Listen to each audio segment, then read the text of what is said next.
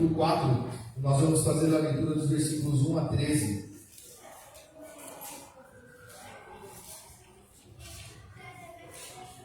Lucas 4, versículos 1 a 13. Já há algum tempo eu venho pensando nesse texto e Deus falou muito comigo durante a semana e tenho certeza que Deus falará aos nossos corações também nessa noite. Lucas capítulo 4, 1 a 13 diz assim: Jesus, cheio do Espírito Santo, voltou do Jordão e foi guiado pelo mesmo Espírito no deserto durante 40 dias, sendo tentado pelo diabo. Nada comeu naqueles dias, ao fim dos quais teve fome. Disse-lhe então o diabo: se és filho de Deus, manda que esta pedra se transforme em pão. Mas Jesus lhe respondeu: está escrito, não só de pão viverá o homem. E elevando, mostrou-lhe num momento todos os reinos do mundo. Disse-lhe o diabo: dar-te-ei toda esta autoridade e a glória destes reinos, porque ela me foi entregue e a dou a quem eu quiser. Portanto, se prostrado me adorares, toda será tua. Mas Jesus lhe respondeu: está escrito, ao Senhor teu Deus adorarás e só a Ele darás culto. Então levou a Jerusalém e o colocou sobre o pináculo do templo e disse: se és filho de Deus, atira-te daqui abaixo, porque está escrito, aos seus anjos ordenará a teu respeito que te guardem, e eles te susterão nas suas mãos, para não tropeçares em alguma pedra. Respondeu-lhe Jesus: dito isto, não tentarás o Senhor teu Deus. Passadas que foram as tentações de toda sorte, apartou-se dele o diabo até o momento oportuno. Vamos meditar então neste texto. E eu estava pensando sobre o que ele diz, e podemos chegar aqui em uma das grandes certezas da nossa vida: é que constantemente nós seremos provados e constantemente nós seremos tentados.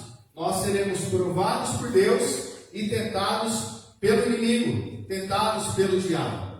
E hoje nós vamos falar um pouco do diabo. Tem gente que não gosta muito, de ouvir falar do diabo.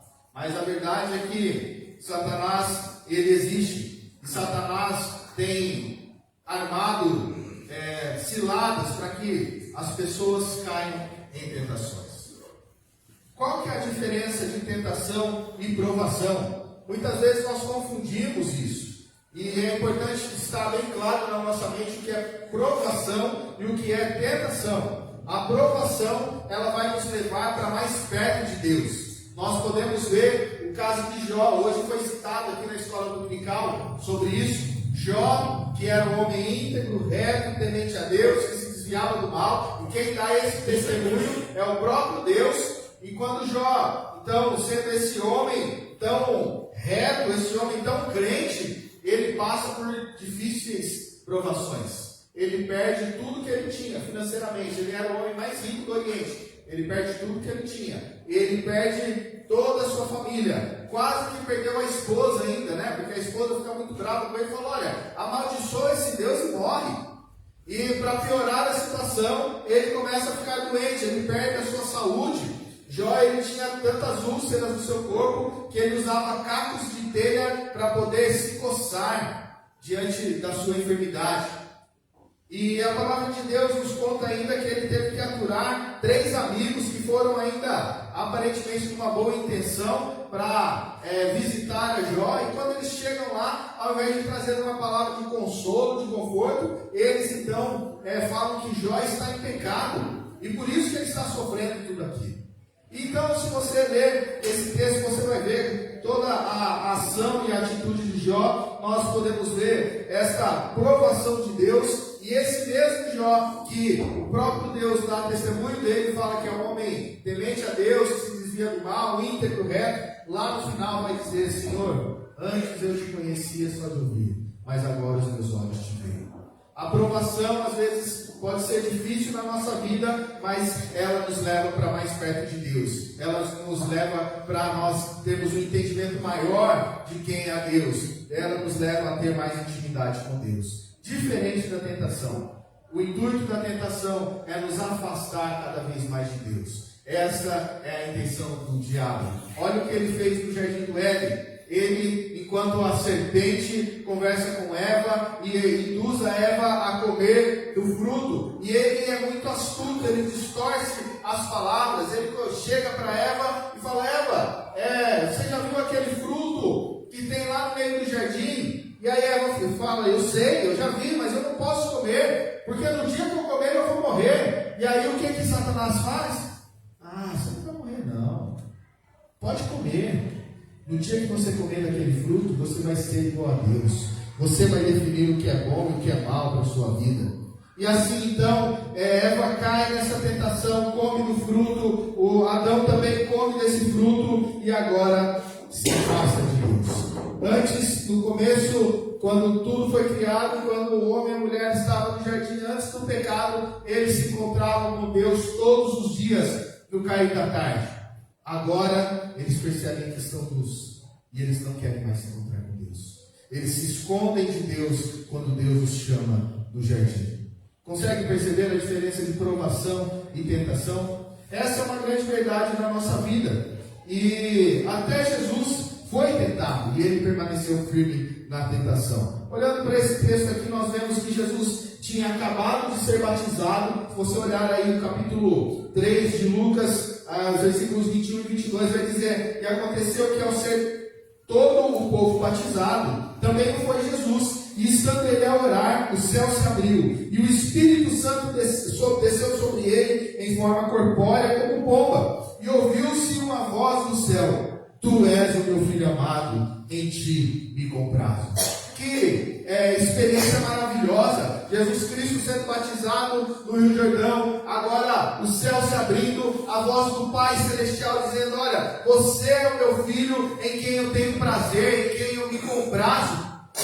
O Espírito Santo descendo em forma de pomba. E a partir daquele momento, quando Jesus sai daquele lugar, cheio do Espírito Santo, é o que diz agora o capítulo 4, primeiro versículo: cheio do Espírito Santo, voltou do Jordão e foi guiado pelo mesmo Espírito. Note que o Espírito, quer que troque?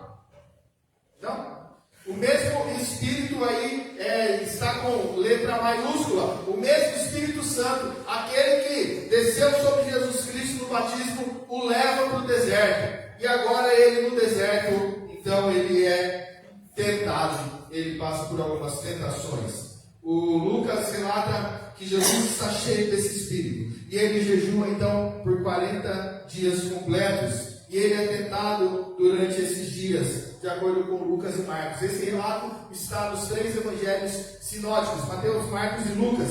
Só em Mateus que vai dizer que Jesus foi tentado depois dos 40 dias. Lucas e Marcos vai nos dizer que Jesus foi tentado durante esses 40 dias. O Lucas aqui, ele fala, e os outros evangelhos vão falar sobre 3 investidas do inimigo para tentar desviar Jesus da sua missão, para tentar Jesus. Mas Lucas, ele nos deixa aqui a pensar que talvez tenha sentido mais que 3 tentações durante esse texto, durante esse tempo. Versículo 13 fala: passadas que foram as tentações de toda sorte, apartou-se dele o diabo até o momento oportuno.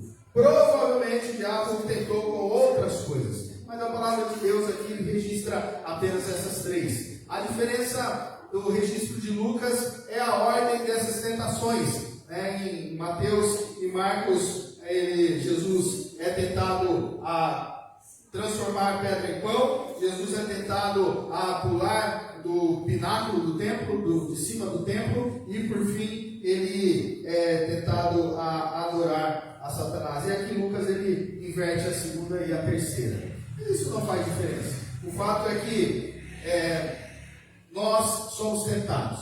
E é importante enfatizar algumas coisas. A primeira coisa é que o diabo existe de verdade. Nós temos estudado aqui na quarta-feira sobre algumas seitas, algumas heresias que são pregadas por aí, e em algumas é muito difundida a ideia de que diabo, Satanás e inferno não existem. Que o diabo é apenas a personificação de uma energia má. Mas a verdade é que o diabo existe. O diabo é o inimigo das nossas almas. A palavra de Deus nos fala lá em 1 Pedro 5,8, diz o seguinte: sede sóbrios e vigilantes. O diabo, vosso adversário, anda em derredor, como um leão que ruge, procurando alguém para devorar. O diabo, na palavra de Deus, é chamado de pai da mentira. O diabo, ele é o pai dos filhos da desobediência. O diabo é aquele que faz tudo de ruim neste mundo. Ele existe, irmãos. Mas nós vamos falar um pouco mais sobre isso mais à frente. Outra coisa que é importante pontuarmos: a tentação é inevitável. Todos nós somos tentados. E não há pecado em ser tentado. Até Jesus Cristo foi tentado. O pecado é quando caímos na tentação. Esse é o grande problema. A tentação não espera para nós estarmos fracos. Talvez nós achamos que somos tentados quando nós estamos fracos espiritualmente. Quando nós, naquela semana, não tivemos tempo para ler a Bíblia, ou não nos dedicamos em oração o tempo devido de adoração a Deus, e nós achamos que é nesse momento que o diabo vem e nos tenta. Mas note aqui, Jesus Cristo, cheio do Espírito Santo, vai para o deserto e é tentado lá. E o que Jesus Cristo está fazendo durante o tempo que ele está lá? Jejuando. Então, não existe hora para nós sermos tentados. Na verdade, existe um versículo, 1 Coríntios 10, 12, que diz: aquele, pois, que pensa estar de pé, veja que não caia. Cuidado, esteja atento a todo momento. Na tentação, nós podemos buscar o socorro de Jesus. Esse é o nosso alívio, irmãos. O Hebreus 2,18 fala: pois aquilo que ele mesmo sofreu, tendo sido tentado, é poderoso para socorrer os que são tentados. Graças a Deus por isso. Jesus Cristo é o nosso socorro. Então vamos pensar um pouco aqui sobre algumas armadilhas, ou sobre como a tentação é uma armadilha bem construída para nos pegar. Você já viu uma arapuca? Você sabe o que é uma arapuca? Todos aqui conhecem, né? Eu me lembro quando eu era criança, nós íamos para a casa do meu avô, lá em Minas, e no meio da roça, no meio do mato, e um dos meus tios gostava muito de fabricar as arapucas, né? E ele fazia e sempre deixava lá no meio do mato. Então, quando a gente dava uma volta, sempre via ali alguma coisa que ele tinha colocado para pegar algum animal. Meu pai conta que esse tio, ele desde criança, ele gostava de fazer isso, né? Então era um prazer para ele poder capturar animais. E a arapuca, ela tem que ser bem feita, ela tem que ser bem camuflada, e ela tem que ter atrativos ali dentro para que o animal vá para lá. No caso do meu tio, ele tentava pegar alguma ave, então ele colocava sempre algum tipo de grão ali para que aquela ave entrasse naquele lugar e desapercebida, então a armadilha fechasse e ela ficasse presa naquele lugar. A tentação é assim. A tentação, ela é como uma arapuca. Ela vai nos tentar nas áreas em que nós mais somos vulneráveis, e principalmente quando nós estivermos distraídos. Podemos ver aqui que o diabo usou 3 artimanhas para induzir a Jesus. A primeira artimanha que ele usa está no versículo 3, diz: então o diabo, se és filho de Deus, manda que essa pedra se transforme em pão. Ele não chegou com uma negativa. Ele não chegou dizendo: olha, você não é filho de Deus, eu duvido que você consiga transformar essa pedra em pão. O diabo, ele é sorrateiro. Ele chega e põe em dúvida o batismo de Jesus. Porque ali, há pouco tempo, Jesus Cristo tinha ouvido a voz do Pai dizendo: tu és o meu filho, em quem eu tenho prazer, em ti me comprazo. Tu és o meu filho. O próprio Deus declarou isso. Mas agora o diabo chega sorrateiramente, de uma maneira aparentemente despretensiosa, e diz: olha, se você é filho de Deus, transforma essa pedra em pão. Ele usa de algo muito importante ali, porque e é importante nós enfatizarmos isso. Muitas vezes nós pensamos que para Jesus foi muito fácil resistir às tentações, porque Jesus é 100% Deus, não é verdade? Mas Ele também é 100% homem. Jesus Cristo, Ele tinha as mesmas vontades que nós temos, mas Ele resistiu até o fim. O diabo, ele aproveitou as circunstâncias, ele lança essa questão de que Jesus é o Filho de Deus, ou o possível Filho de Deus, no intuito de que Jesus comprove que de fato Ele é o Filho de Deus. E agora ele usa algo que é a necessidade de Jesus naquele momento, tantos dias sem comer. E agora ele fala, olha, se você é Filho de Deus, se você é o poderoso, se você é o Criador de todas as coisas, transforma essa comida em pão, bobo. Por que você está passando fome aí? Não é isso que ele está dizendo? E você já ficou algum tempo sem comer? Aos irmãos que gastam tempo jejuando aí, quando nós fazemos um jejum de meia hora, sabe aquele que a gente acorda de meia hora, não, de meio-dia, né? Vamos falar de meia hora. Quando nós acordamos e ali falamos, agora, hoje eu vou jejuar. E aí você acordou ali, desde as 8 horas da manhã até meio-dia, você não vai comer nada, você não quer nem beber água, né?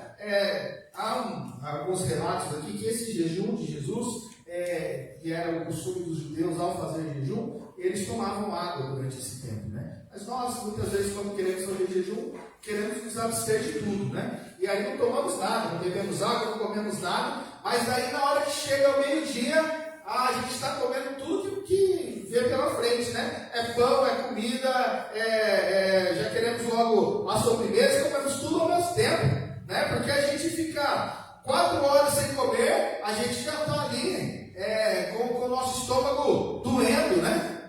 Agora Jesus Cristo estava em 40 dias, Jesus Cristo estava muitos dias sem comer.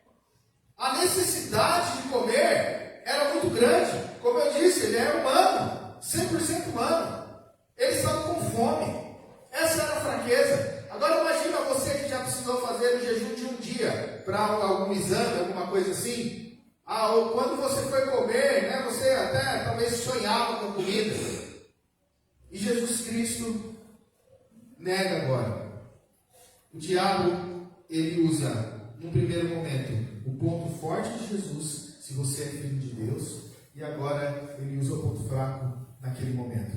Transforma essa pedra em pão. Mata a sua fome.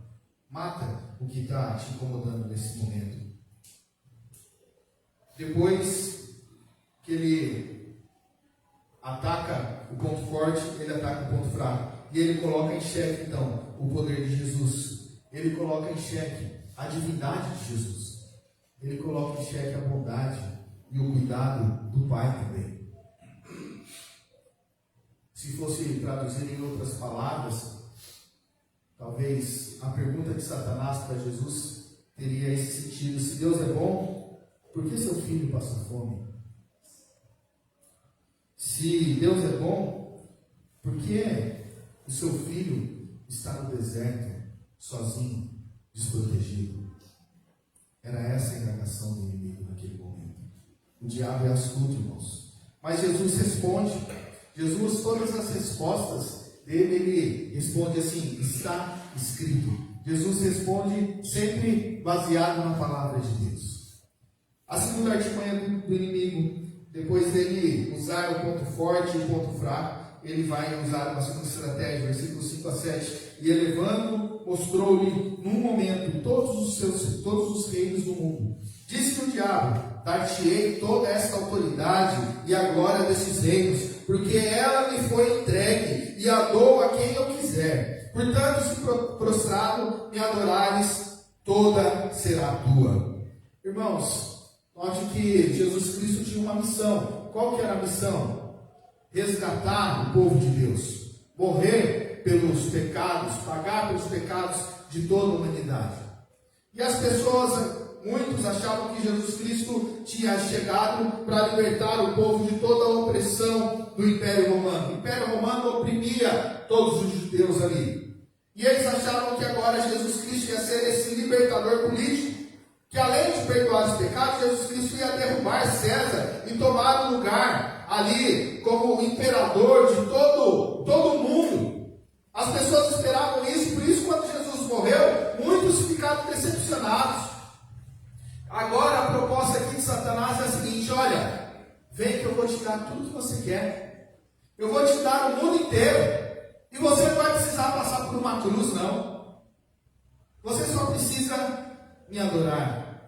Você só precisa se prostrar diante de mim. Você só precisa abandonar o seu pai e me seguir. Note que parece que é até uma proposta boa para Jesus, não é?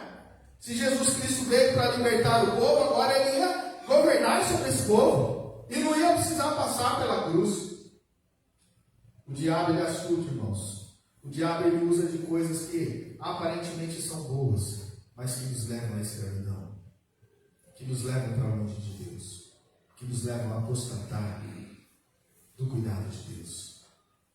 Olha a terceira coisa que o inimigo faz, versículos 9 a 11. Então o levou a Jerusalém e o colocou sobre o pináculo do templo e disse: se és filho de Deus, atira-te daqui abaixo, porque está escrito: aos seus anjos ordenará a teu respeito que te guardem, e eles te susterão nas suas mãos, para que não tropeces em alguma pedra. O inimigo, ele é astuto.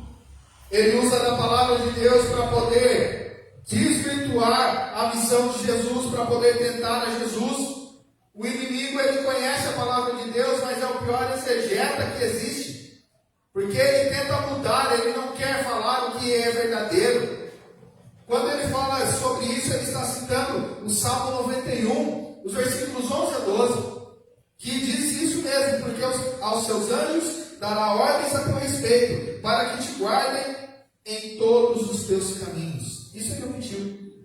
O diabo, ele não falou isso. Ele disse aqui: para que aos seus anjos ordenará a teu respeito que te guardem. Nos teus caminhos ele não falou, não.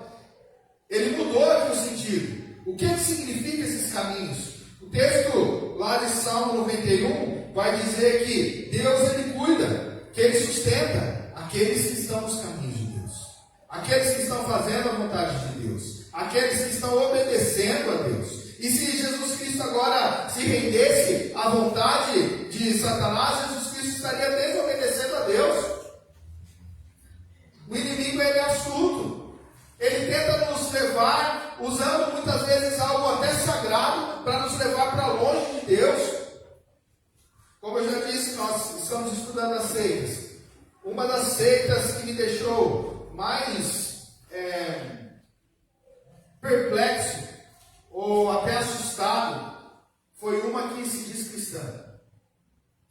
A seita dos Mormons. Onde a proposta é servir ali, que estão servindo a Jesus Cristo, mas na verdade o Jesus Cristo é um Jesus Cristo totalmente diferente do Jesus Cristo que é apresentado na palavra de Deus. E o que mais me chocou foi que quando as pessoas entendem que estão num lugar onde não é pregado o verdadeiro Jesus, essas pessoas saem dessas igrejas e não procuram mais nenhuma. Essas pessoas saem dessas igrejas duvidando até de Deus. Uma das pessoas, dos testemunhos que eu vi quando eu preparava essa aula, foi a de que ela agora era uma mulher, ela agora era agnóstica. Ou seja, se Deus existe ou Deus não existe, não faz diferença nenhuma. Ela não quer saber se Deus existe ou não. Ela quer seguir a vida dela.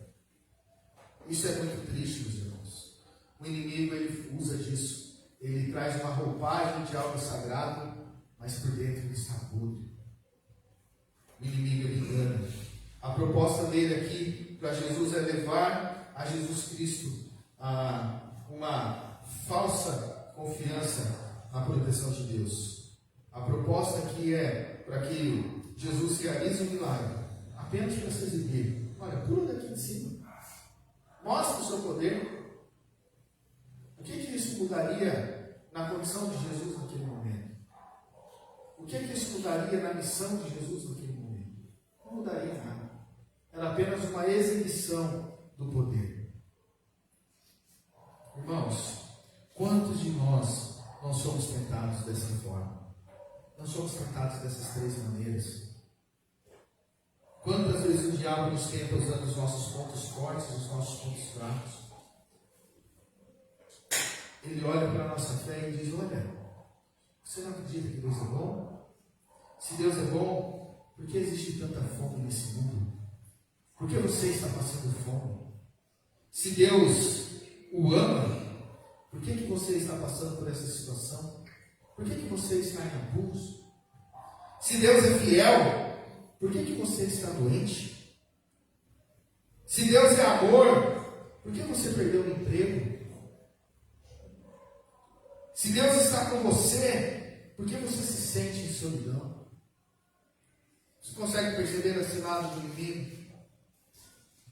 Ele coloca em xeque a nossa fé, que é o nosso ponto forte, para nos afastarmos cada vez mais de Deus, usando as circunstâncias da vida para validar os seus questionamentos. O diabo, ele promete o que não tem para nos aprisionar. Ele diz para Jesus: olha, toda a autoridade me foi dada, e eu dou para você se você se prostrar diante de mim. Onde que diz que o diabo tem toda a autoridade? Em que lugar que ele recebeu toda essa autoridade?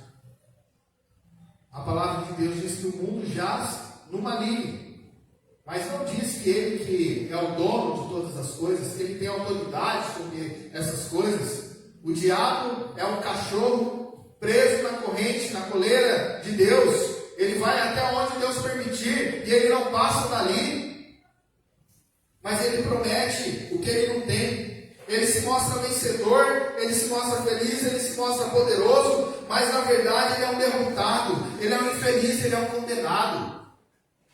As pessoas que vão atrás dele só vão encontrar decepção e sofrimento. Talvez num primeiro momento possam achar que são felizes, mas vão encontrar somente sofrimento. Eu vi há pouco tempo atrás um testemunho do Luciano Subirá, onde ele conta a história de um ex-bruxo que era amigo dele, e esse homem tinha se convertido e contou a história no testemunho por Luciano Subirá. Esse homem, ele praticava magia negra, e um dos demônios que ele servia mandou que ele fosse no cemitério para exumar o corpo ali, né, e fazer algumas práticas com aquele corpo. E daí você pode imaginar que tipo de práticas são que eles fazem com esse corpo. A pessoa que eles tiraram ali já tinha 15 dias que ela tinha falecido. Então aquele cheiro, vermes e tudo mais estava naquela pessoa. E quando ele foi para praticar o que ele foi para praticar ali, o próprio demônio que ele servia se materializou na frente dele. Ele diz: olha, não toca nesse não, não mexe nesse não. Ele fala: mas como assim? Eu vim aqui, já paguei para o coveiro para eu poder usar aqui, fazer o que você mandou, como eu não posso tocar? Ele fala: você não pode tocar porque esse corpo aí é daquele lá de cima. Essa mulher que foi exumada era a esposa de um pastor. E aí esse homem então olhou para o demônio e falou assim: olha, então o que eu estou fazendo aqui? Porque se eu não posso tocar nesse corpo, eu estou servindo a pessoa errada. Eu tenho que servir aquele que se preocupa mesmo com aquele que já acabou de morrer, com aquele que já não tem mais vida. O próprio corpo, esse Deus sustenta. E a partir daquele momento esse homem abandonou as suas práticas más. Deus é aquele que cuida de nós. Deus é aquele que tem autoridade. Deus é aquele a quem nós podemos servir. Devemos fugir das ciladas do inimigo. O diabo usa a palavra de Deus de maneira distorcida para trazer uma esfera de santidade ao pecado. Você já ouviu aquela frase? Deus é amor. Por isso toda forma de amor é válida. Deus, ele ama tanto todas as pessoas, e você acha que ele vai mandar alguém para o inferno? Deus é tão bonzinho. No final ele vai perdoar todo mundo. Não tem problema fazer isso, todo mundo faz. Eu conheço até crente que faz a mesma coisa, então pode fazer. E as pessoas vão caindo cada vez mais nessas ciladas. O diabo é persistente, irmãos. Não baixe sua guarda. Como nós então podemos vencer as tentações? Nós podemos destacar algumas atitudes de Jesus que nos mostram como nós podemos vencer as tentações. Em primeiro lugar, tenha uma vida de intimidade com Deus. O que Jesus estava fazendo? Jejuando. E o texto não fala que Jesus estava orando, mas nós podemos muito bem entender que Jesus estava todo esse tempo em jejum e em oração. Jesus era homem de oração. Jesus era aquele que buscava e tinha prazer em ter intimidade com o Pai, gastava tempo com o Pai. Era aquele que buscava conhecer cada vez mais a Deus. A oração e o jejum não fazem com que as tentações se afastem de nós, mas a oração e o jejum, a busca por intimidade com Deus, nos torna mais fortes para nós resistirmos a essas tentações. Por isso, busque intimidade com Deus. Quem anda com Deus tem poder para resistir o diabo. O problema não é a presença do inimigo, não. O problema é a ausência de Deus. Então busque a Deus. Busque a Deus. Segunda coisa, ter uma vida cheia do Espírito Santo. E a pergunta que fica para nós é: nós somos pessoas cheias do Espírito Santo ou somos pessoas cheias de nós mesmos? Nós buscamos fazer a vontade de Deus ou nós nos deleitamos em fazer as nossas próprias vontades? Jesus é o centro da minha vida ou eu sou o centro da minha vida e Jesus eu vou atrás quando eu preciso? Não vencemos o pecado na força da carne, só pelo poder do Espírito. Terceiro lugar, ter a palavra de Deus na mente, no coração e nos lábios. Talvez você conheça alguém, ou você até desse jeito conhece tantas piadas, né? Quando está junto de outras pessoas, sabem contar tantas coisas, mas talvez não conheça só um versículo da Bíblia. Jesus Cristo, em todas as suas respostas, ele cita a palavra de Deus. Ele está baseado na palavra de Deus. É importante nós conhecermos a Deus. É importante nós conhecermos a palavra de Deus. Jesus Cristo não saiu respondendo: olha, eu penso o seguinte, ou eu acho alguma coisa, ou as pessoas falam isso. Mas ele sabia exatamente qual era a vontade do Pai. Ele sabia exatamente o que era a palavra de Deus. E a pergunta para mim e para você é: qual é o nosso conhecimento da palavra de Deus? Quando nós estamos passando por tentações, como nós entendemos que são tentações e como nós podemos responder a isso? Nós precisamos conhecer da Bíblia, irmãos. Talvez no momento da tentação não dá tempo de você dar um Google aí. Não dá tempo de mandar uma mensagem para o pastor, de ligar para o pastor e falar: pastor, olha, eu estou sendo tentado nessa área, o que eu faço? Conheça a palavra de Deus. Se deleite na leitura da palavra de Deus. Hoje nós temos tanta facilidade em aprender da Bíblia. Se você às vezes acha que a versão que nós usamos aqui, a revista atualizada, é um pouco mais difícil de se entender, tem tantas outras versões que são mais fáceis. A nova versão transformadora, você entra lá na internet, é o modo que eu faço a minha leitura, eu entro pela internet, no site onde tem a Bíblia, e ali ainda tem o narrador. Então eu coloco o texto bíblico ali, coloco o narrador, enquanto ele está lendo, eu vou lendo junto. É tão mais fácil. Nós temos esse acesso. E quanto nós temos negligenciado o conhecer de Deus, o conhecer da palavra de Deus. Leia a palavra de Deus, memorize, viva a palavra de Deus, use a palavra de Deus. Fazendo todas essas coisas, meus irmãos, nós iremos resistir ao diabo. A Bíblia não diz que nós devemos temer o diabo, afinal ele é um derrotado. A Bíblia não diz que nós precisamos ter medo, mas a Bíblia diz que nós precisamos temer a Deus. A Ele sim nós precisamos temer e resistir o diabo. Então não devemos subestimar o diabo, não devemos temer, não devemos fugir, mas devemos resistir. Como nós temos nos preparado para vencer as tentações? Para concluir, irmãos, o texto encerra falando que depois dos 40 dias de jejum, o diabo foi embora para sempre. É isso que o texto termina? Não, né? Versículo 13 passadas, que foram as tentações de toda sorte. Apartou-se dele o diabo até o momento oportuno. Nós resistimos, mas depois ele vai voltar. E a gente resiste de novo. E depois ele volta. E a gente resiste novamente. Não precisamos tremer. Precisamos estar firmados no nosso Senhor. Precisamos buscar intimidade com Ele. Portanto, lutamos contra as tentações e sempre lutaremos. Podemos confiar que nosso Deus nos ajuda a vencer as tentações. Podemos crer que se caímos em algumas delas, ainda há tempo de arrependimento e perdão de Jesus. Busque forças do Senhor. Eu não sei aqui se você caiu em alguma dessas arapucas, alguma dessas ciladas do inimigo. Mas há tempo de restauração. Jesus Cristo te chama para te restaurar. Jesus Cristo é aquele que nos ama. Jesus Cristo é aquele que nos perdoa. Portanto, busque força do Senhor. Lute contra as tentações. Busque intimidade com Deus. Resista ao diabo e ele fugirá de vós. Amém? Deus nos abençoe, que a gente possa colocar em prática o que aprendemos aqui.